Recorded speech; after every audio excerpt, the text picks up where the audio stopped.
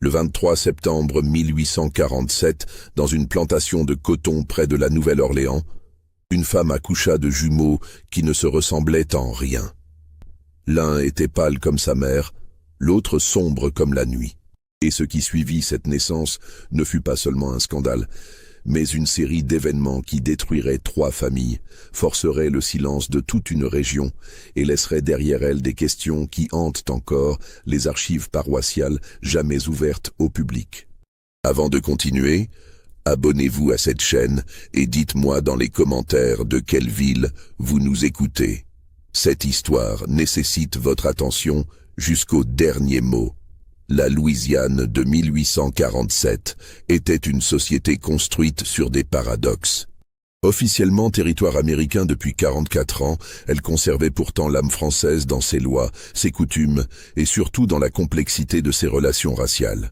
Contrairement au reste du Sud profond, la Louisiane reconnaissait une classe intermédiaire, les gens de couleur libre, créant ainsi une hiérarchie sociale à 3 niveaux qui rendait les frontières de l'identité à la fois rigides et étrangement poreuses. La paroisse de Saint-Claude, située à environ 40 km au sud-ouest de la Nouvelle-Orléans, était une région de plantation prospère où le coton blanc s'étendait à perte de vue sous un soleil impitoyable. Les grandes demeures coloniales se dressaient comme des îlots de civilisation au milieu de cette mer végétale, entourées de chênes centenaires drapés de mousse espagnole qui donnaient au lieu une atmosphère à la fois majestueuse et oppressante. Le domaine Beau Séjour comptait parmi les plus importants de la région. 360 hectares de terres cultivables, une maison principale de style créole avec ses galeries à colonnes, ses volets verts et son toit en pente douce, 4 granges, une sucrerie désaffectée et les cabanes des esclaves alignées comme des tombes derrière les champs. La propriété appartenait au colonel Édouard Lachance, vétéran de la guerre contre le Mexique, qui venait de rentrer après 2 ans d'absence. Édouard Lachance avait 39 ans. Grand, le visage dur taillé par le soleil et la guerre, les cheveux noirs striés de gris précoce. Il portait sa carrure militaire comme une armure. Il était de ces hommes qui inspiraient simultanément le respect et la crainte, incapables de séparer leur vie civile de leur expérience militaire. Chaque ordre était donné comme un commandement, chaque regard pesait comme un jugement. Il avait épousé Célestine Mercier en 1839, alors qu'elle n'avait que 17 ans. Fille d'un armateur de la Nouvelle-Orléans, Célestine avait été élevée dans le luxe et la culture française. Elle était réputée pour sa beauté délicate, ses cheveux blonds presque blancs, sa peau translucide qui brûlait au moindre rayon de soleil. Elle jouait du pianoforte, lisait Chateaubriand et George Sand et avait apporté au domaine une touche de raffinement qui contrastait avec la brutalité nécessaire de l'économie de plantation. Pendant les 2 années d'absence du colonel, Célestine avait géré le domaine avec l'aide du contremaître, un créole nommé Philippe Giraud. C'était une situation inhabituelle mais pas unique en ces temps de guerre. Plusieurs femmes de planteurs s'étaient retrouvées à la tête de vastes exploitations, forcées d'apprendre la gestion, les comptes, et parfois même à manier le fouet. Célestine avait tenu les livres avec une précision méticuleuse, veillé aux récoltes, maintenu la discipline parmi les esclaves. Elle écrivait régulièrement à son époux des lettres pleines de détails pratiques et de protestations d'amour qui mettaient des mois à le rejoindre au Mexique. Le personnel du domaine comptait 63 esclaves. Parmi eux, un homme nommé Samuel, âgé d'environ 32 ans. Samuel n'était pas un esclave de champ ordinaire. Fils d'un forgeron et d'une couturière, il avait été formé dès l'enfance aux travaux de précision. Il savait lire et compter, compétences rares et dangereuses pour un homme de sa condition. Le précédent propriétaire, le père du colonel, avait utilisé Samuel comme secrétaire personnel, profitant de son intelligence pour gérer une partie de la correspondance et des comptes. Samuel était un homme de haute stature, à la peau très sombre, aux traits nobles, qui lui donnaient une présence remarquable, même dans les haillons de l'esclavage. Il parlait un français parfait, mieux que la plupart des blancs pauvres de la région. Cette éducation faisait de lui à la fois un atout précieux et une menace potentielle. Les esclaves éduqués inspiraient toujours une certaine méfiance, car l'instruction était considérée comme la première étape vers la rébellion. Pendant l'absence du colonel, Samuel avait continué à servir de secrétaire à Célestine. Il l'aidait à déchiffrer les documents juridiques, à rédiger les lettres commerciales, à tenir les comptes complexes de la plantation. Ils passaient des heures ensemble dans le bureau, une pièce lambrissée au premier étage, où les livres de comptes côtoyaient quelques volumes de poésie française. Le reste du personnel de maison comprenait Mathilde, la cuisinière, une femme d'une 50aine d'années au regard perçant qui ne ratait rien de ce qui se passait sous ce toit. Il y avait aussi Josepha, jeune servante de 20 ans affectée aux chambres, et Thomas, le palefrenier, un vieil homme qui avait connu 3 générations de la chance et qui parlait rarement mais observait tout. Dans les cabanes des esclaves, les rumeurs circulaient à voix basse. On remarquait que madame passait beaucoup de temps avec Samuel. On notait les regards, les silences. Mais personne n'osait formuler à voix haute ce que certains commençaient à soupçonner. La barrière de couleur était censée être absolue, infranchissable. Toute transgression ne pouvait mener qu'au désastre. La société louisianaise de cette époque fonctionnait selon des codes rigides. Le code noir, bien qu'officiellement aboli en Louisiane en 1825, continuait d'inspirer les lois et surtout les mentalités. Les relations entre blancs et esclaves étaient strictement réglementées. Un blanc qui reconnaissait un enfant d'une esclave pouvait l'affranchir, mais cela créait un scandale social. Une femme blanche qui aurait une liaison avec un esclave, c'était impensable. Cela remettait en question les fondements mêmes de l'ordre social. Pourtant, dans l'intimité des grandes maisons, loin des regards de la Nouvelle-Orléans, dans la chaleur étouffante des étés louisianais, certaines frontières pouvaient devenir floues. La proximité forcée, la solitude, parfois une affection véritable dans un monde d'hypocrisie, créaient des situations que la société refusait d'imaginer. En juillet 1846, 15 mois avant la naissance des jumeaux, Célestine avait écrit une lettre à son époux. Une lettre qu'elle n'avait jamais envoyée et qui serait retrouvée bien plus tard, cachée entre les pages d'un volume de poésie de Lamartine. Dans cette lettre, elle parlait de sa solitude, de ses peurs, du poids de la responsabilité. Elle mentionnait Samuel, sans le nommer directement, parlant de « la seule personne ici capable de comprendre les complexités de notre situation ». La lettre n'était pas terminée, comme si elle avait été interrompue ou comme si Célestine avait réalisé l'impossibilité de formuler ce qu'elle ressentait vraiment.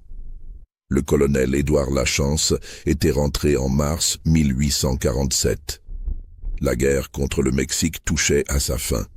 Il était revenu changé, plus dur encore, hanté par des images qu'il ne partageait avec personne. Il trouvait sa plantation en ordre, ses livres de comptes parfaitement tenus, sa femme pâle et silencieuse. Il avait remarqué immédiatement que quelque chose n'allait pas, mais il avait attribué cela à la fatigue, au stress de la gestion solitaire. Célestine était tombée enceinte presque immédiatement après son retour. Ou du moins, c'est ce qu'ils avaient tous les deux cru. Les dates pouvaient correspondre. Dans une société sans tests médicaux précis, où la conception restait un mystère, il était facile de se tromper de quelques semaines, surtout quand on voulait se tromper. La grossesse avait été difficile. Célestine souffrait de nausées constantes, de douleurs dorsales, d'une fatigue écrasante. Le docteur Alphonse Renaud, médecin de famille qui venait de la Nouvelle-Orléans une fois par mois, avait diagnostiqué une grossesse gémellaire au 5e mois. C'était à la fois une bénédiction et une inquiétude. Les grossesses multiples étaient plus dangereuses, mais elles assuraient la descendance. Le colonel avait reçu la nouvelle avec une fierté évidente. 2 fils pour continuer la lignée, pour hériter du domaine, pour perpétuer le nom des Lachance.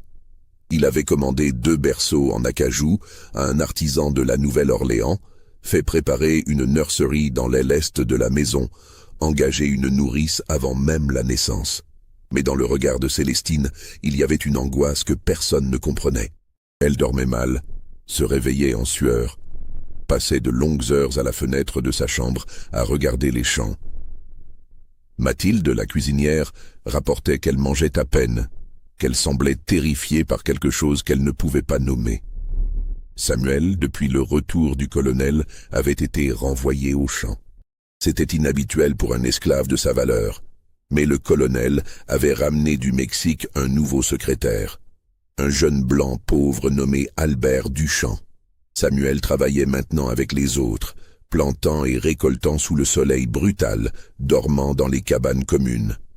Mais Josepha, la servante, affirmait avoir vu Célestine à sa fenêtre, regardant vers les champs, toujours vers le même endroit. Le 23 septembre 1847, au petit matin, Célestine entra en travail. Le docteur Renaud avait été appelé la veille, pressentant que l'accouchement était imminent. Il était arrivé dans la soirée avec sa sacoche noire, son air grave et ses instruments métalliques qui cliquetaient sinistrement. L'accouchement dura 16 heures. La sage-femme locale, Margot, une femme de couleur libre réputée dans toute la paroisse, assistait le docteur.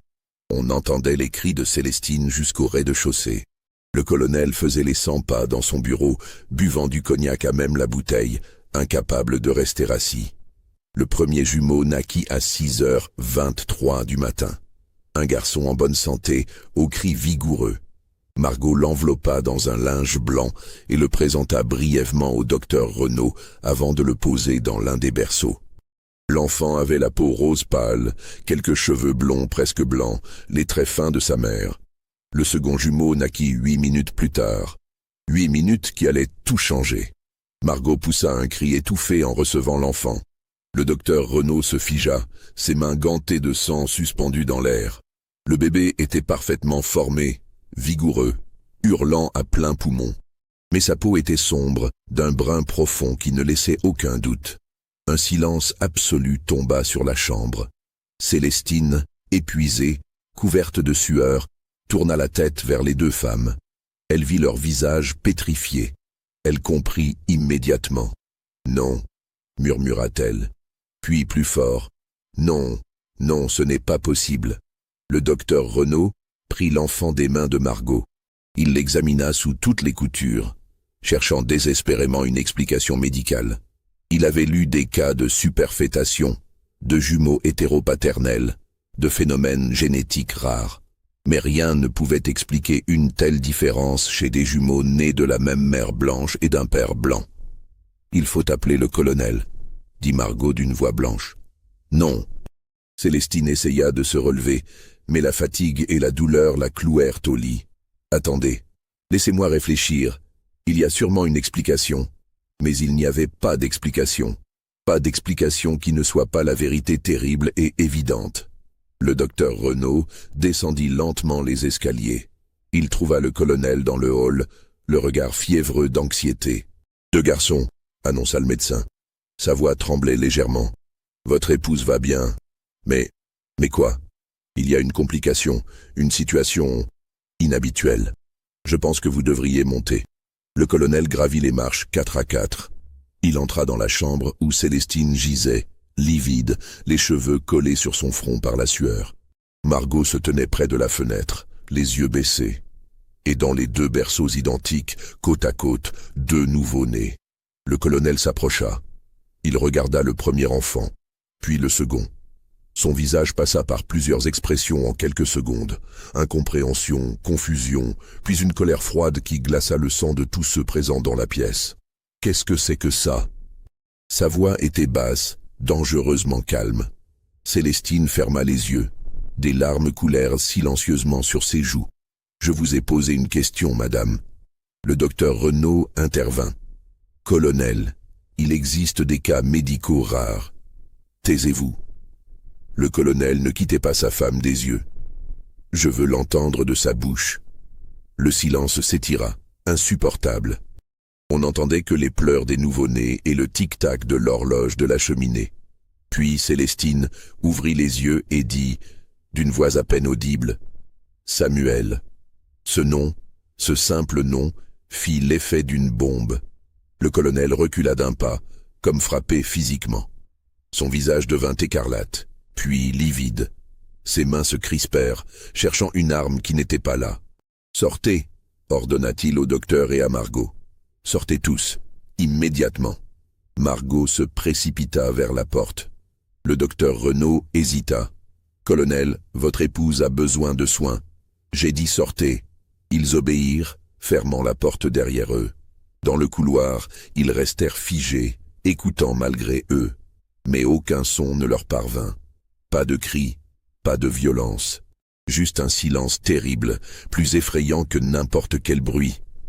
En bas, la nouvelle se répandit comme une traînée de poudre. Josépha avait écouté à la porte de la chambre. Elle courut à la cuisine raconter à Mathilde. En quelques minutes, tous les domestiques de la maison étaient au courant. Et en moins d'une heure, tous les esclaves des champs le savaient aussi. Samuel travaillait dans le champ nord quand Thomas, le palefrenier, vint le chercher. « Il faut que tu partes. » Maintenant. Le vieil homme avait les larmes aux yeux. « Cours, Samuel. Cours vers le nord et ne t'arrête pas. » Mais Samuel ne courut pas. Il resta là, debout dans le champ de coton, les mains sales de terre, regardant la grande maison au loin. Il savait ce qui l'attendait. Il l'avait toujours su. Ce qui se passa dans cette chambre, entre le colonel Édouard Lachance et son épouse Célestine, resta un secret que seuls les deux protagonistes emportèrent dans leur tombe. Mais les conséquences de cette conversation façonnèrent tout ce qui suivit. Quand le docteur Renaud fut autorisé à revenir une heure plus tard, il trouva Célestine en état de choc, le regard vide, incapable de répondre aux questions. Le colonel était debout près de la fenêtre, rigide comme une statue, observant les champs. Les deux bébés dormaient dans leur berceau, inconscients du drame qui venait de sceller leur destin. « Docteur », dit le colonel sans se retourner. Sa voix était redevenue plate, militaire, vidée de toute émotion. « Vous allez m'écouter attentivement. Ce qui s'est passé ici aujourd'hui ne quittera jamais cette maison. Vous comprenez ? » « Colonel, Vous comprenez ?» répéta Lachance en se retournant. Son regard était celui d'un homme qui avait tué à la guerre et qui pouvait tuer encore. « Oui, colonel. »« Bien. Voici ce qui va se passer. Vous allez rédiger 2 certificats de naissance. Le premier enfant, celui-là, il désigna le bébé blanc, sera enregistré comme mon fils légitime. Il s'appellera Édouard Alexandre Lachance Junior.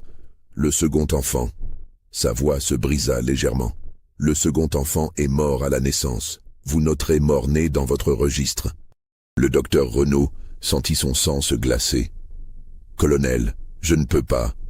Vous pouvez et vous allez le faire. Vous serez grassement récompensé pour votre discrétion. J'estime qu'une somme de 5 000 $ devrait apaiser vos scrupules professionnels. » 5 000 $ représentaient plus de 10 ans de revenus pour un médecin de campagne. Le docteur Renaud regarda Célestine, espérant qu'elle interviendrait, qu'elle protesterait, mais elle restait immobile, les yeux fermés, comme déjà morte. « Et l'enfant ?» demanda faiblement le médecin. « Qu'allez-vous faire de l'enfant vivant ? Cela ne vous concerne pas. Vous rédigerez les documents comme je vous l'ai dit. Margot recevra également une compensation généreuse pour son silence.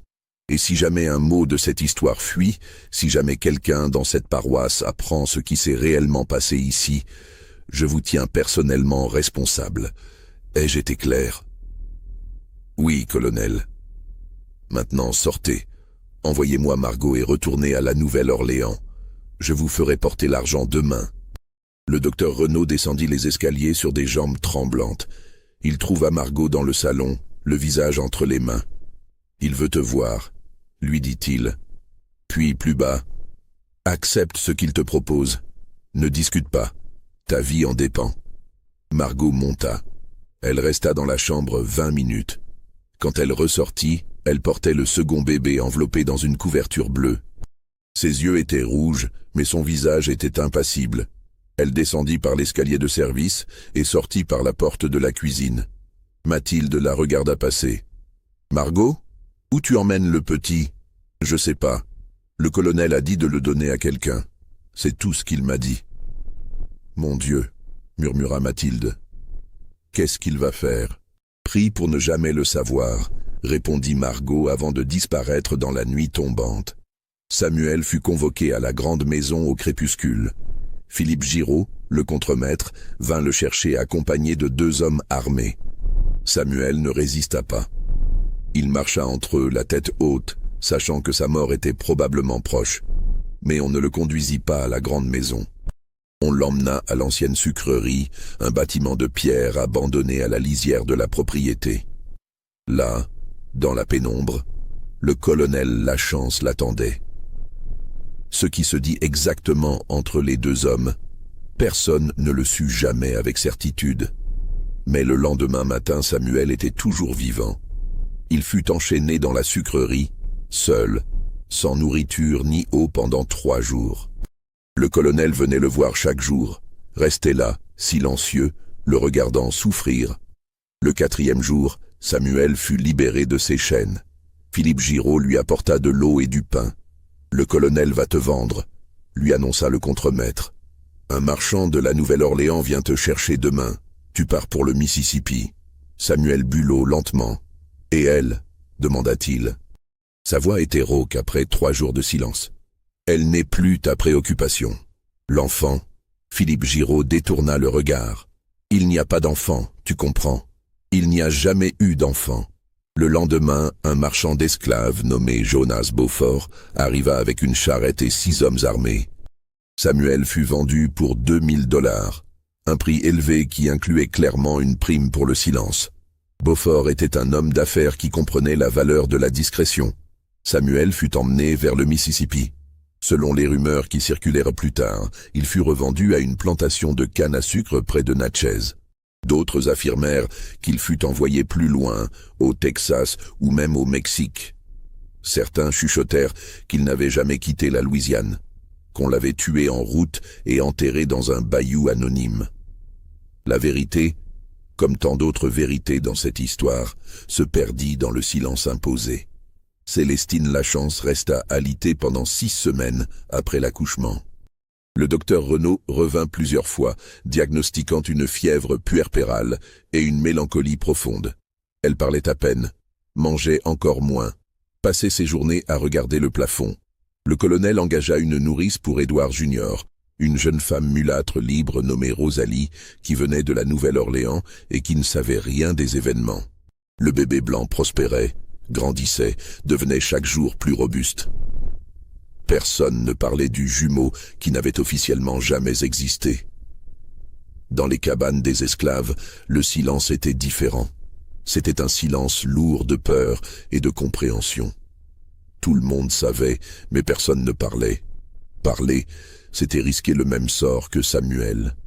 Les maîtres blancs pouvaient tuer, vendre, séparer les familles sur un simple soupçon. Alors on se taisait, on baissait les yeux, on continuait à travailler. Mais la nuit, dans l'intimité des cabanes, les femmes pleuraient. Elles pleuraient pour Samuel, pour Célestine et surtout pour le bébé disparu dont personne ne connaissait le sort. Mathilde, la cuisinière, avait essayé de parler une fois. Elle avait osé demander à Josepha si elle savait ce qu'était devenu le second enfant. Josepha l'avait regardée avec des yeux terrifiés et avait répondu « Je sais rien, j'ai rien vu, j'ai rien entendu, et toi non plus. » Le message était clair, même entre esclaves, même dans la prétendue solidarité de l'oppression, certains secrets étaient trop dangereux pour être partagés. Margot, la sage-femme, disparut de la région 2 semaines après l'accouchement. Elle avait reçu une somme d'argent considérable du colonel et avait quitté la Louisiane. Certains affirmèrent l'avoir vue embarquer sur un bateau pour les Caraïbes. D'autres jurèrent l'avoir croisée à Mobile, en Alabama. En vérité, personne ne savait vraiment où elle était allée. Avant de partir, elle avait confié quelque chose à sa sœur Emmeline, qui tenait une petite boutique de tissus à la Nouvelle-Orléans. Emmeline raconta plus tard, des années après la mort de Margot, que sa sœur lui avait dit « J'ai sauvé un enfant. C'est tout ce que tu dois savoir. Je l'ai donné à quelqu'un qui pourra l'élever. Ne me demande pas qui. Ne me demande jamais. » Cette confession fragmentaire allait devenir le premier fil d'une pelote de mystère qui ne ferait que se complexifier avec le temps. En octobre 1847, 6 semaines après la naissance, Célestine se leva enfin de son lit. Elle était méconnaissable. Sa peau translucide semblait presque transparente, ses cheveux avaient perdu leur éclat, ses yeux étaient devenus fixes, et vide. Elle flottait dans ses robes comme un fantôme dans un linceul. Elle reprit ses activités de maîtresse de maison, mais de façon mécanique, comme une automate. Elle ne jouait plus du pianoforte. Elle ne lisait plus. Elle passait des heures dans la nurserie à regarder Édouard Junior, le bébé blanc, son fils officiellement unique. Le colonel Lachance avait également changé. Il était devenu plus sombre, plus violent. Il battait les esclaves pour des fautes minimes, changeait de contremaître tous les 2 mois, buvait seul dans son bureau jusqu'à tard dans la nuit. Le couple ne se parlait presque plus. Ils prenaient leur repas en silence, dormaient dans des chambres séparées, vivaient comme 2 étrangers sous le même toit. Les domestiques marchaient sur des œufs, terrifiés de commettre la moindre erreur qui pourrait déclencher la colère du colonel. L'atmosphère de la grande maison était devenue suffocante, pesante, comme si les murs eux-mêmes retenaient leur souffle. En novembre, le colonel licencia Albert Duchamp, le jeune secrétaire qu'il avait ramené du Mexique. Il n'engagea personne pour le remplacer. Il gérait maintenant lui-même toute la correspondance et les comptes, passant des heures enfermé dans son bureau, refusant toute aide. Les voisins commencèrent à remarquer les changements. Le domaine Beau Séjour, autrefois réputé pour ses réceptions élégantes et l'hospitalité de ses propriétaires, ne recevait plus personne. Les invitations étaient déclinées, les visites découragées. Le colonel et son épouse se retiraient progressivement de la société paroissiale. Les rumeurs inévitables commencèrent à circuler. On chuchotait que Madame Lachance avait perdu un enfant, que le chagrin l'avait rendue folle. On murmurait que le colonel avait tué un esclave dans un accès de rage. On inventait 1000 versions, chacune plus dramatique que la précédente, mais aucune n'approchant la vérité réelle. Le docteur Renaud avait respecté sa part du marché. Son registre médical indiquait clairement 23 septembre 1847. Madame Édouard Lachance. Accouchement gémellaire. Un garçon vivant, en bonne santé. Édouard Alexandre Lachance Junior. Un garçon mort-né, inhumé sur la propriété familiale. Cette mention d'inhumation était un mensonge supplémentaire, mais un mensonge nécessaire pour expliquer l'absence de corps. En réalité, personne ne savait où se trouvait le second jumeau, s'il était encore vivant ou si le colonel avait ordonné quelque chose de plus sinistre. Les 5000 $ promis furent livrés au docteur Renaud par un intermédiaire, un avocat de la Nouvelle-Orléans nommé Maître Léon Dufresne. L'argent arriva en billets de banque neufs dans une mallette de cuir. Aucun document n'accompagnait la transaction. Aucune trace écrite ne liait le colonel au paiement. Le docteur Renaud utilisa cet argent pour acheter une nouvelle maison à la Nouvelle-Orléans et développer sa pratique médicale. Mais il ne connut jamais vraiment la paix. Il buvait de plus en plus, développa un tremblement dans les mains qui nuisit à sa capacité à opérer. Ses collègues remarquèrent qu'il sursautait au moindre bruit, qu'il évitait certaines conversations. En 1852, 5 ans après l'accouchement, le docteur Alphonse Renaud mourut d'une apoplexie à l'âge de 48 ans. Certains parlèrent de surmenage, d'autres d'alcoolisme. Mais sa veuve, en triant ses affaires, trouva un journal personnel caché dans un double fond de son bureau. Dans ce journal, le docteur avait écrit une seule entrée concernant cette nuit de septembre 1847. Une entrée codée, utilisant des initiales et des allusions obscures, comme s'il avait peur même d'écrire la vérité complète. Il mentionnait le péché blanc, les fruits inégaux d'un même arbre, et surtout cette phrase énigmatique « L'enfant de l'ombre vit quelque part, que Dieu me pardonne de ne pas savoir où ». La veuve Renaud, femme pieuse et effrayée par ces mots mystérieux, brûla le journal immédiatement. Mais avant de le faire, elle en parla à son confesseur, le père Antoine Leblanc, qui nota l'information dans ses propres archives paroissiales. Ces archives, jamais ouvertes au public, dorment encore aujourd'hui dans les sous-sols de la cathédrale Saint-Louis à la Nouvelle-Orléans.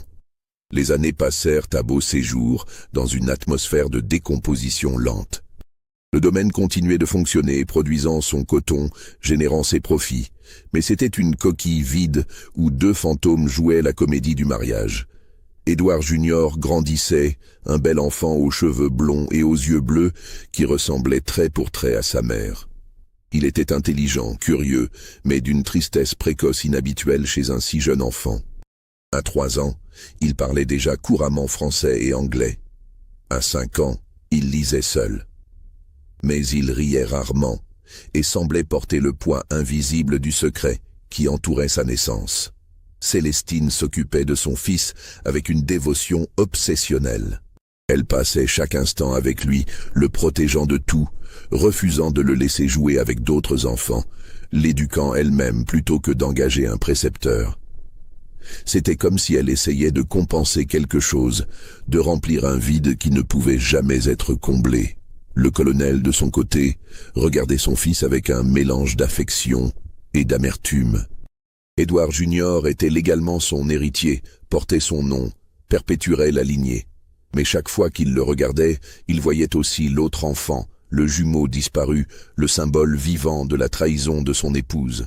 En 1850, 3 ans après la naissance, un événement étrange se produisit. Une femme de couleur libre se présenta au domaine, demandant à parler à Madame Lachance. Elle donna son nom, Emmeline Dubois, marchande de tissus de la Nouvelle-Orléans. Le colonel refusa de la laisser entrer. Il la reçut lui-même sur la galerie, debout, intimidant. « Qu'est-ce que vous voulez ? Je suis la sœur de Margot, la sage-femme qui a assisté à la naissance de votre fils, » répondit Emmeline avec courage. « Ma sœur est morte il y a 2 mois aux Caraïbes. Avant de mourir, elle m'a demandé de vous transmettre quelque chose. » Le colonel sentit son sang se glacer. « Quoi ?» Elle a dit. « Dites-leur que l'enfant va bien. Qu'il est aimé, c'est tout. » Un silence de plomb s'abattit. Le colonel regarda fixement cette femme qui venait de rouvrir une blessure qu'il croyait cautérisée. « Je ne sais pas de quoi vous parlez. »« Je pense que si, colonel. »« Partez, immédiatement. Si vous remettez les pieds sur ma propriété, je vous fais arrêter pour intrusion. » Emmeline Dubois soutint son regard un instant, puis hocha la tête et s'en alla. Mais en partant, elle avait laissé tomber une information cruciale. L'enfant était vivant. Quelque part, le jumeau disparu respirait, grandissait, existait. Cette nuit-là, Célestine trouva son mari dans son bureau, ivre, le pistolet de service sur la table devant lui. « Elle est venue, » dit-elle. Ce n'était pas une question. Oui, qu'est-ce qu'elle voulait? Le colonel leva les yeux vers elle.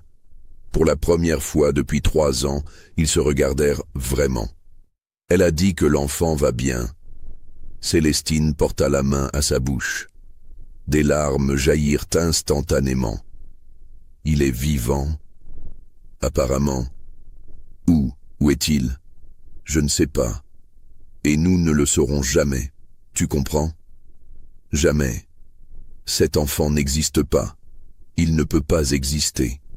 Si quelqu'un découvre la vérité, c'est la fin de tout. Notre nom, notre honneur, la sécurité d'Édouard Junior. Tout. Célestine s'effondra sur une chaise. J'ai besoin de savoir qu'il va bien. J'ai besoin... Tu n'as besoin de rien. La voix du colonel était dure, implacable. Tu as fait ton choix il y a 3 ans. Tu as fait ton lit, maintenant tu dois t'y coucher. L'enfant, quel qu'il soit, où qu'il soit, ne fait plus partie de notre vie. Mais cette visite d'Emmeline Dubois avait rouvert la plaie. Célestine, qui avait réussi à survivre en enfermant sa douleur dans un coin sombre de son esprit, ne pouvait plus ignorer la réalité. Son second fils était vivant quelque part, élevé par des inconnus, sans savoir qui il était vraiment. Elle commença à faire des recherches discrètes. Elle écrivit à d'anciennes connaissances à la Nouvelle-Orléans, posant des questions voilées sur les orphelinats, les familles de couleur libre qui auraient adopté un enfant en septembre 1847. Elle engagea même en secret un détective privé, un Français expatrié nommé Jules Marchand.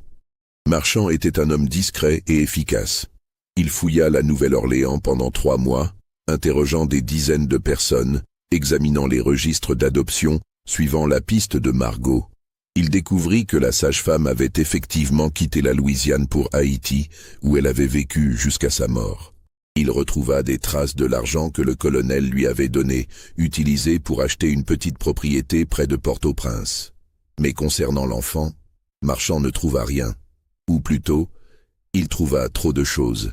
Il y avait eu plusieurs adoptions d'enfants métis en septembre et octobre 1847 dans la région de la Nouvelle-Orléans. Les familles de couleur libre adoptaient fréquemment des enfants abandonnés ou orphelins, créant un réseau complexe et difficile à tracer. Marchand identifia 3 possibilités. Un enfant adopté par une famille de la Croix, artisan prospère du quartier français. Un autre accueilli par les Fontaines, propriétaire d'une petite plantation de tabac près de Bâton Rouge. Et un 3e élevé par une femme seule nommée Adèle Rousseau, couturière établie dans le faubourg Marigny. Le détective remit son rapport à Célestine en janvier 1851. « Madame, je ne peux pas vous dire avec certitude lequel de ces enfants est le vôtre. Ils ont tous le bon âge, tous correspondent physiquement. Il faudrait... » Il hésita. Il faudrait les examiner de plus près. Peut-être même parler aux familles adoptives. « Non, » répondit Célestine fermement. « Nous ne pouvons pas faire ça. Si nous commençons à poser des questions directes, les rumeurs vont exploser. Alors, que voulez-vous que je fasse ? Continuez à surveiller, de loin, discrètement. Je veux juste savoir qu'il va bien, qu'il est en sécurité. » Marchand continua donc sa surveillance pendant 2 ans, envoyant des rapports mensuels à Célestine. Les 3 enfants grandissaient normalement. Celui de la famille Delacroix montrait des aptitudes pour le dessin. Celui des Fontaines était robuste et aimait travailler la terre. Celui élevé par Adèle Rousseau était particulièrement intelligent, apprenait vite, posait des questions sur tout. Célestine lisait ces rapports avec une avidité désespérée, cherchant un signe, un détail qui lui permettrait d'identifier son fils. Mais les 3 enfants étaient des possibilités également valables. Elle se retrouvait dans la position insoutenable de potentiellement avoir un fils quelque part sans pouvoir le reconnaître, le toucher, lui parler. Le colonel découvrit ses investigations en 1853. Il trouva les lettres de Marchand cachées dans la chambre de Célestine. Sa colère fut terrible. Il licencia immédiatement le détective, le menaçant de représailles s'il parlait à quiconque. Puis, il confronta son épouse. « Tu es folle. Tu veux nous détruire complètement? Je veux juste savoir s'il va bien. Il va bien ou il ne va pas bien, quelle différence? Tu ne peux rien faire pour lui. Si tu révèles la vérité, tu détruis sa vie et la nôtre. Tu comprends ça? Je suis sa mère. Tu as cessé d'être sa mère le jour où tu as couché avec un esclave. » Le colonel cracha ces mots avec une violence qui fit reculer Célestine. « Tu as fait une chose impardonnable. La seule raison pour laquelle tu n'es pas enfermée dans un asile ou morte, c'est que cela créerait un scandale. Alors tu vas te taire, enterrer cette obsession et continuer à jouer ton rôle. » « C'est compris ?» Célestine ne répondit pas. Elle resta immobile, les yeux fixés sur le sol. Quelque chose en elle venait de se briser définitivement. En 1854, 7 ans après la naissance des jumeaux, une série d'événements commença à fissurer la façade soigneusement construite autour du secret de Beauséjour. Le premier incident survint en mars.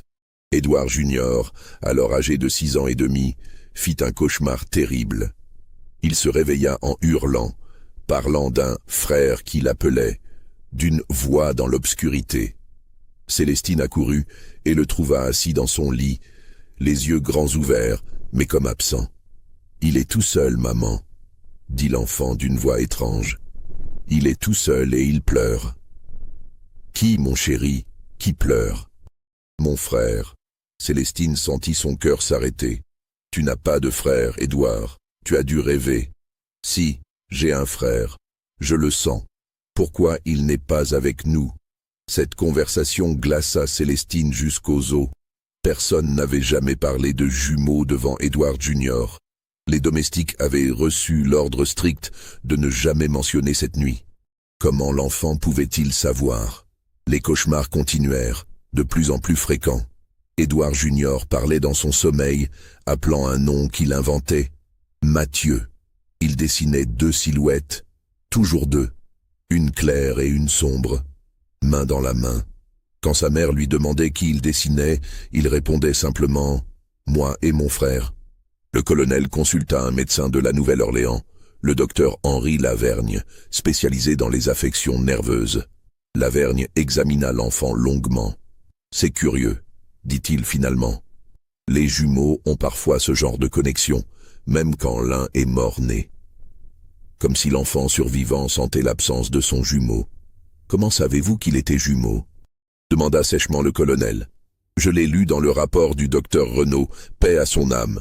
Il a noté un accouchement gémellaire avec un enfant mort-né. » Le colonel réalisa alors que le mensonge officiel lui-même créait un problème. En déclarant un jumeau mort-né, ils avaient laissé une trace, une fissure dans laquelle les questions pouvaient s'infiltrer.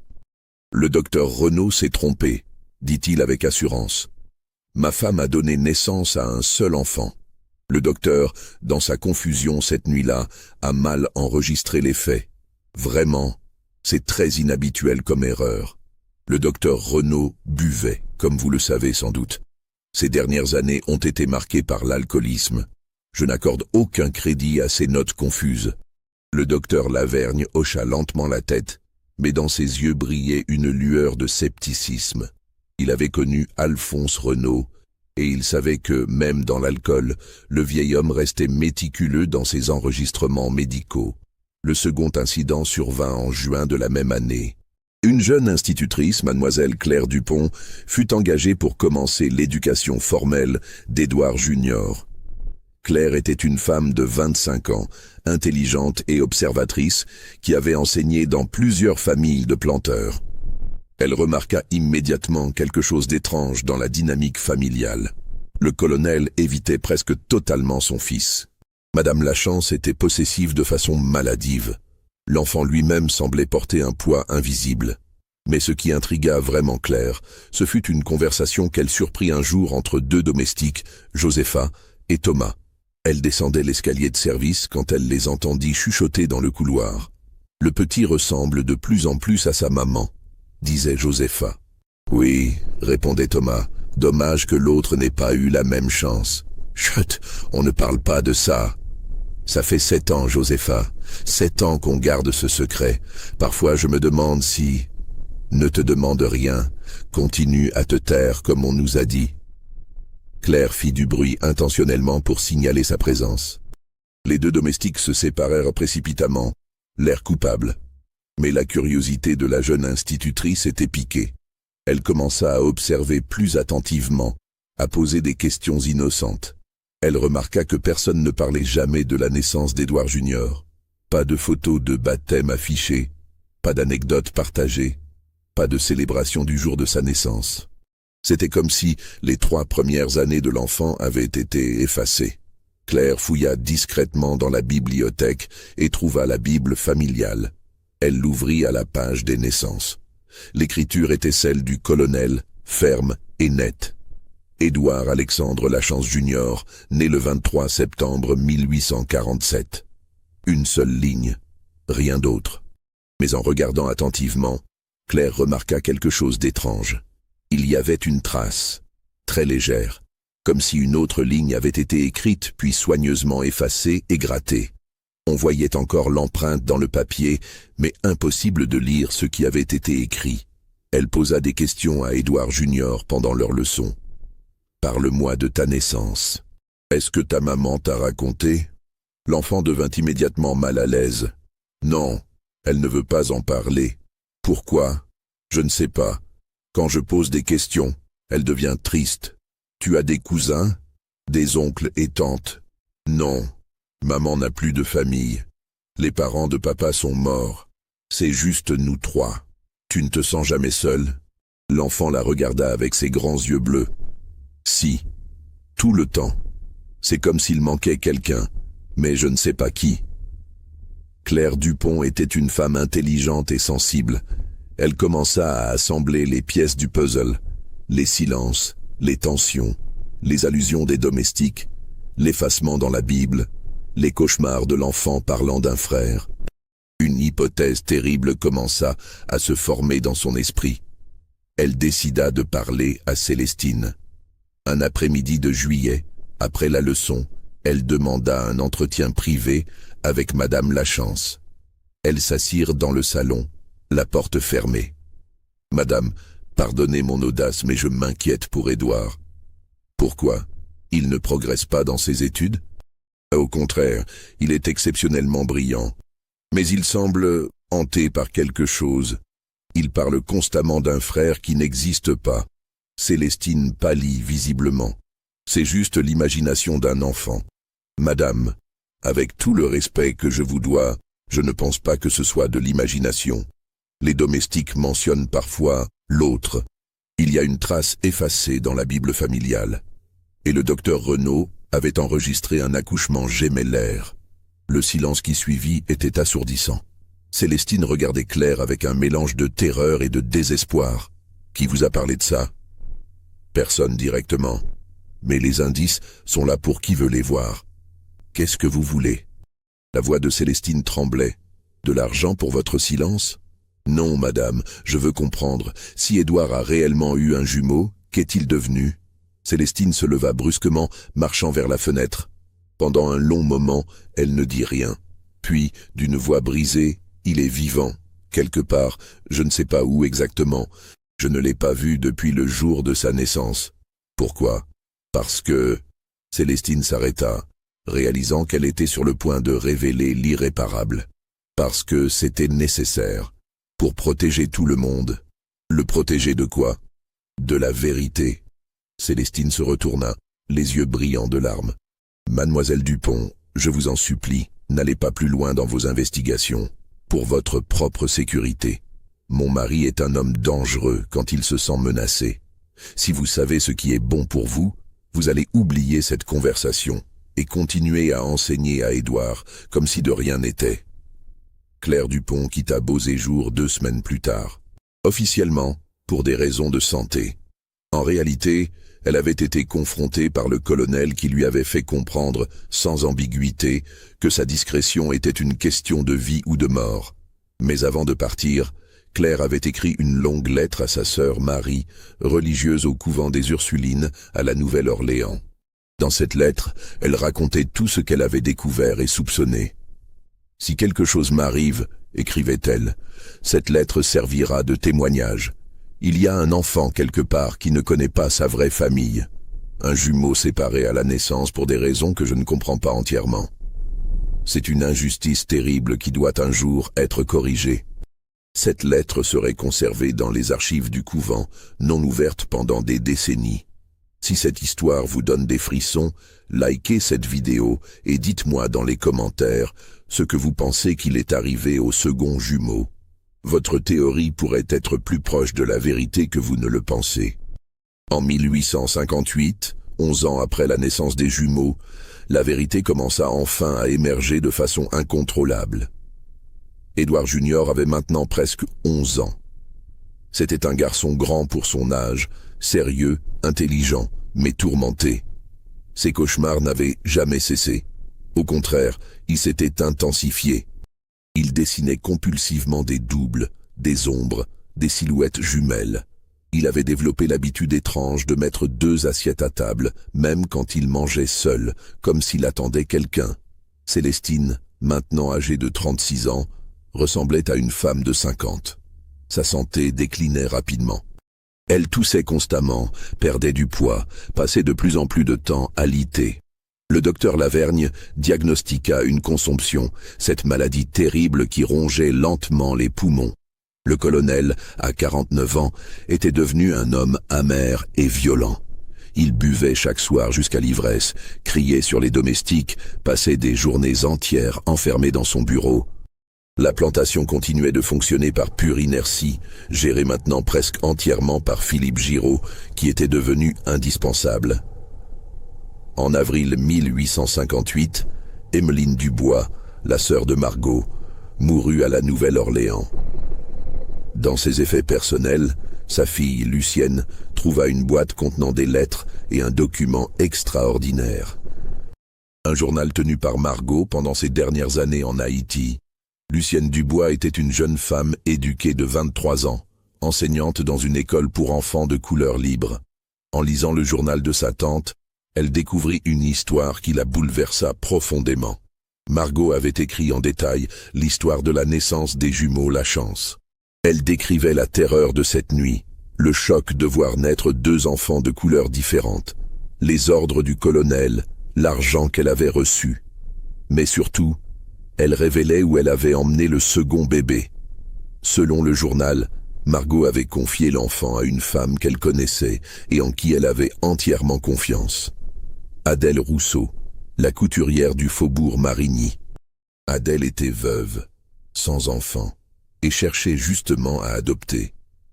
Margot lui avait dit que le bébé était un orphelin, fils d'une esclave morte en couche. Adèle avait accepté sans poser de questions.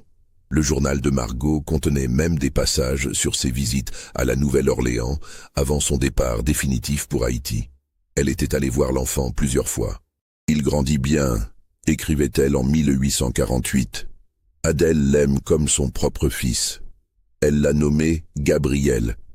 Il a les yeux de sa mère, mais la peau de son père. Un bel enfant, intelligent et vif. Lucienne Dubois resta paralysée pendant plusieurs jours après avoir lu ce journal. Elle tenait entre ses mains une bombe sociale capable de détruire une des familles les plus puissantes de la paroisse. Mais elle tenait aussi la clé de l'identité d'un jeune garçon qui vivait peut-être sans connaître ses origines véritables. Elle prit une décision audacieuse. Elle se rendit au faubourg Marigny pour trouver Adèle Rousseau. La couturière vivait toujours dans la même petite maison créole, une construction modeste mais bien entretenue avec un atelier de couture au rez-de-chaussée. Lucienne frappa à la porte un matin de mai. Adèle Rousseau avait maintenant 52 ans. C'était une femme élégante, la peau cuivrée, les cheveux gris soigneusement coiffés. Elle ouvrit la porte avec un sourire poli qui s'évanouit quand Lucienne se présenta. « Vous êtes la nièce de Margot ?»« Oui, madame. Je dois vous parler de quelque chose d'extrêmement important. Cela concerne Gabriel. » Le visage d'Adèle changea instantanément, passant de l'accueil cordial à la méfiance glacée. « Qu'est-ce que vous voulez ? » « Je veux que vous sachiez la vérité sur qui est vraiment Gabriel. » Elles s'assirent dans le petit salon, et Lucienne raconta tout. Elle montra le journal de Margot, expliqua l'histoire de la naissance, révéla l'identité des véritables parents de Gabriel. Adèle écouta en silence, son visage passant par toutes les émotions, incrédulité, colère, tristesse, peur. « C'est impossible, » murmura-t-elle finalement. « Margot m'a dit qu'il était orphelin. Elle vous a menti pour le protéger, et pour vous protéger aussi. » « Le protéger de quoi ? » ?»« De son père. Le colonel Lachance est un homme dangereux. Si on avait su qu'un esclave avait eu un enfant avec sa femme, l'esclave a été vendu et expédié loin, peut-être même tué. L'enfant aurait subi le même sort. » Adèle porta les mains à son visage. « Mon Dieu, Gabriel, mon petit Gabriel, où est-il maintenant ? Il n'est plus ici. » Les larmes coulaient maintenant librement sur les joues d'Adèle. Il y a 2 ans, il a obtenu une bourse pour étudier dans un collège à Boston, une école pour jeunes hommes de couleur talentueux. Il étudie le droit. Il veut devenir avocat pour défendre les gens de notre communauté. Lucienne sentit son cœur se serrer. Il ne sait rien de ses origines. Il sait qu'il est adopté. Je lui ai toujours dit la vérité là-dessus. Mais je lui ai dit que ses parents étaient morts, que je ne savais rien d'eux. Mon Dieu, comment vais-je lui annoncer qu'il est le fils d'une dame blanche et d'un esclave? Que son frère jumeau a grandi dans une plantation, portant le nom d'une famille qu'il a rejetée lui. Peut-être qu'il n'a pas besoin de savoir, suggéra doucement Lucienne. Peut-être que cette vérité ne ferait que le détruire. Ou peut-être qu'il a le droit de connaître ses origines. Adèle essuya ses larmes et redressa les épaules. Gabriel est un jeune homme fort, brillant. Il mérite la vérité, aussi douloureuse soit-elle. Mais avant qu'Adèle puisse prendre une décision, les événements prirent une tournure tragique et inattendue.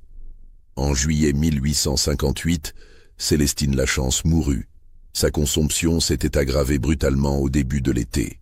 Elle s'éteignit un matin de juillet, dans son lit, tenant la main d'Édouard Junior qui sanglotait à ses côtés. Ses derniers mots, rapportés par Josépha qui était présente, furent « Pardonne-moi, mon fils. Pardonne-moi de ne pas avoir été assez forte. Il est quelque part. Ton frère est quelque part. Trouve-le. » Édouard Junior, bouleversé, ne comprit pas vraiment ce que sa mère avait voulu dire. Mais le colonel, présent lui aussi dans la chambre, comprit parfaitement. Le secret qu'il avait si violemment protégé pendant 11 ans venait d'être murmuré sur un lit de mort. Les funérailles furent modestes. Célestine fut enterrée dans le petit cimetière familial de Beauséjour, sous un chêne centenaire. Peu de gens assistèrent à la cérémonie. La famille Lachance s'était tellement isolée au fil des années que presque personne ne se souvenait de la jeune et belle Célestine d'autrefois. Après la mort de sa mère, Édouard Junior devint obsédé par ses dernières paroles. Il questionna son père sans relâche. « De quel frère parlait maman ? J'ai un frère. Où est-il » Le colonel, épuisé par des années de secrets et rongé par le remords et l'alcool, finit par craquer. Un soir d'août, ivre, il raconta tout à son fils. L'infidélité de Célestine, la naissance des jumeaux, la séparation, la disparition de l'autre enfant. Édouard Junior, à 11 ans, encaissa cette révélation avec une maturité terrifiante. Il ne pleura pas. Il ne cria pas. Il resta silencieux pendant longtemps, puis demanda simplement « Comment s'appelle-t-il ? Où est-il ?»« Je ne sais pas, » admit le colonel. « Je ne l'ai jamais su, et je ne veux pas savoir. Mais moi, je veux savoir. C'est mon frère, mon jumeau. Il n'est pas ton frère. Pas vraiment. Vous n'avez pas le même père. Nous avons la même mère. Nous sommes nés le même jour, de la même femme. C'est mon frère. » Cette conviction, Édouard Junior ne l'abandonna jamais. Il passa les années suivantes à chercher discrètement, interrogeant les vieux domestiques, fouillant dans les papiers de sa mère, suivant toutes les pistes possibles. En 1860, à l'âge de 13 ans, il découvrit les lettres du détective Marchand que sa mère avait cachées. Il apprit l'existence des 3 enfants possibles, dont un élevé par une certaine Adèle Rousseau dans le faubourg Marigny. Avec l'audace de l'adolescence, Édouard Junior décida d'agir. Il s'enfuit de Beauséjour un matin de septembre, emportant quelques affaires et l'argent qu'il avait pu rassembler. Il prit le bateau pour la Nouvelle-Orléans et se rendit directement au faubourg Marigny. Il frappa à la porte d'Adèle Rousseau. La couturière ouvrit et resta pétrifiée. Devant elle se tenait un jeune garçon blanc, aux cheveux blonds, aux yeux bleus, mais dont les traits lui rappelaient terriblement quelqu'un. « Madame Rousseau ?» demanda poliment Édouard. « Je m'appelle Édouard Lachance. Je cherche mon frère. Je crois que vous savez où il est. » Adèle le fit entrer, les mains tremblantes. Elle lui offrit du thé, s'assit en face de lui, et pour la première fois depuis des années, parla librement de Gabriel. « Ton frère s'appelle Gabriel Rousseau, » dit-elle doucement. « Il a 13 ans, comme toi. Il est intelligent, gentil, passionné de justice. Il étudie à Boston maintenant. Il sait, pour moi, pour notre mère. Oui, je lui ai écrit il y a quelques mois. Je lui ai tout raconté. Comment a-t-il réagi ? » Adèle hésita, puis sortit une lettre de son corsage. « Tiens, c'est sa réponse. Tu peux la lire. » Édouard prit la lettre avec des mains tremblantes et lut les mots de son frère jumeau pour la première fois. « Chère maman Adèle, votre lettre m'a profondément troublé. Pendant des jours, je n'ai pas su quoi penser, quoi ressentir. J'ai un frère, un jumeau, quelqu'un qui partage mon sang, ma naissance, mais qui a vécu une vie complètement différente de la mienne. Je ne sais pas si je lui en veux d'avoir grandi dans le privilège pendant que je grandissais dans l'ombre. Ce n'est pas sa faute, je le comprends. Nous sommes tous les deux victimes des choix de nos parents, des lois injustes de cette société, de la couleur de notre peau qui a décidé de nos destins avant même que nous puissions ouvrir les yeux. Je ne sais pas si je veux le rencontrer un jour. Qu'aurions-nous à nous dire ? Nous sommes étrangers, séparés par un gouffre que même le sang ne peut franchir. Lui est blanc, héritier d'une plantation. Je suis noir, fils d'une couturière, étudiant grâce à la charité. Nous vivons dans 2 mondes qui ne se touchent jamais. Mais il y a une chose que je sais. Notre mère a souffert, Elle a été déchirée entre ses deux fils, forcée de choisir, de sacrifier. Je lui pardonne. Je pardonne aussi à mon père, cet esclave dont je ne connaîtrai jamais le nom. Ils ont fait ce qu'ils ont pu dans un monde cruel. Quant à mon frère jumeau, dites-lui ceci. Si jamais vous le rencontrez, je ne le connais pas, mais je ne le déteste pas. Nous partageons une tragédie. Peut-être qu'un jour, dans un monde meilleur, nous pourrons nous rencontrer comme des égaux. Mais pas maintenant. Pas dans cette vie. Votre fils dévoué, Gabriel-Édouard, termina la lettre les yeux brillants de larmes. Il resta silencieux un long moment, puis rendit la lettre à Adèle. « Il a raison, » murmura-t-il. « Nous vivons dans deux mondes différents. Tu veux que je lui écrive? Que je lui dise que tu es venu ?» Édouard réfléchit longuement. « Non, respectons son choix. Mais dites-lui que moi aussi je lui pardonne, et que je penserai à lui chaque jour de ma vie. » Édouard Junior retourna à Beauséjour. Son père, d'abord furieux de sa fugue, comprit vite que quelque chose avait changé chez son fils. Le garçon était devenu plus calme, plus mature, mais aussi plus distant. Le colonel Édouard Lachance mourut en 1863 pendant la guerre de Sécession. Officiellement d'une fièvre, mais en réalité rongé par l'alcool et les remords. Sur son lit de mort, il confia à son fils « J'ai gâché tout ce qui comptait. Ta mère, toi, ton frère, tout. » Édouard Junior hérita de Beauséjour à 16 ans. La première chose qu'il fit fut d'affranchir tous ses esclaves, bien avant que la loi ne l'exige. Il transforma progressivement la plantation, payant des salaires décents, traitant ses employés avec respect. Il écrivit aussi une lettre à Gabriel, sans jamais l'envoyer.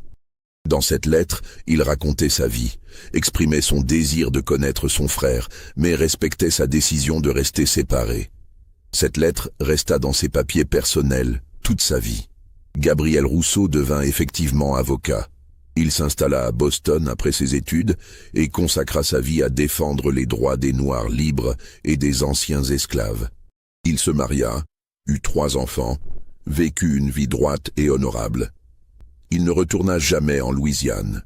Selon des témoignages non confirmés, les 2 frères se seraient croisés une seule fois, par hasard, dans une rue de la Nouvelle-Orléans, en 1872. Ils se seraient reconnus instantanément, cette connexion mystérieuse entre jumeaux dont parle tant d'histoires. Ils se seraient regardés pendant un long moment, sans parler, puis chacun aurait continué son chemin. Édouard Junior ne se maria jamais. Il vécut seul à Beauséjour jusqu'à sa mort en 1898, à l'âge de 51 ans. Dans son testament, il laissa une partie importante de sa fortune à une fondation pour l'éducation des jeunes Noirs de Louisiane. Personne ne comprit jamais vraiment pourquoi. Gabriel mourut à Boston en 1905, à 58 ans, entouré de sa famille. Sur son lit de mort, il murmura à sa fille aînée « J'ai eu un frère jumeau. Je ne l'ai jamais vraiment connu, mais il a vécu dans mon cœur chaque jour. Dis à tes enfants qu'il a existé.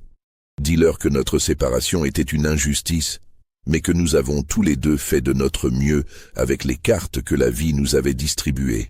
Les archives de la paroisse de Saint-Claude contiennent toujours le certificat de naissance d'Édouard Alexandre Lachance Junior, daté du 23 septembre 1847. Elles contiennent aussi une note étrange du docteur Alphonse Renaud mentionnant un jumeau mort-né. Mais il n'existe aucun certificat de décès pour ce jumeau. Aucune pierre tombale. Aucune trace officielle de son existence au-delà de cette mention fantôme. Le journal de Margot, trouvé par sa nièce Lucienne, fut détruit dans l'incendie d'une maison en 1865. Les lettres de Claire Dupont aux Ursulines furent perdues quand le couvent fut partiellement détruit pendant un ouragan en 1893. Presque toutes les preuves de cette histoire extraordinaire ont disparu avec le temps, emportées par les incendies, les guerres, les inondations, et surtout par le désir des gens de garder certains secrets enterrés. Aujourd'hui, si vous visitez le cimetière de l'ancienne plantation Beauséjour, devenu maintenant un site historique, vous trouverez 3 tombes sous le vieux chêne. Celle d'Édouard Lachance Senior, mort en 1863, celle de Célestine Mercier-Lachance, morte en 1858, et celle d'Édouard Alexandre Lachance Jr., mort en 1898. 3 tombes.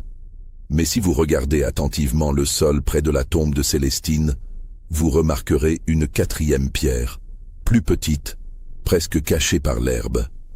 Une pierre sans nom, sans date, juste une inscription simple et mystérieuse. Pour celui qui ne put être reconnu, mais qui fut toujours aimé. Personne ne sait qui a placé cette pierre-là, ni quand. Les gardiens du site historique ne peuvent l'expliquer.